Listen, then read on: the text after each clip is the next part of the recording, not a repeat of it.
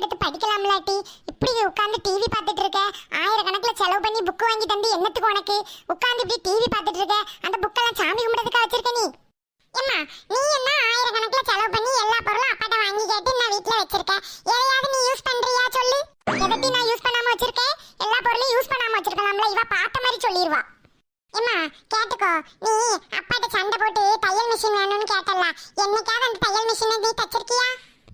ஏட்டி, அது துணியெல்லாம் கிழிஞ்சாதானே மக்கா தைக்க முடியும். அப்புறம் எப்படி நான் சும்மாலாம் அந்த மிஷினை போட்டு தச்சிட்டு இருக்க முடியுமா? ஏதாவது துணி வந்தா தப்பேன். அடுத்து அப்பாட்ட சண்டை போட்டு நீ அந்த டிவி வாங்கி செவுத்துல மாட்டி வச்சிருக்கல, என்னைக்காவது அந்த டிவியை உட்காந்து பாத்திருக்கியாமா? அந்த டிவி ஓடிட்டு இருந்தா கூட கையில செல்லுல நீ நாடகம் பார்க்க கூடியவா தானே. வாஷிங் மிஷினை கரண்ட் மிச்சம் முடிக்கணும்னு போடவே மாட்டா, கையில துவச்சிட்டு கிடப்ப.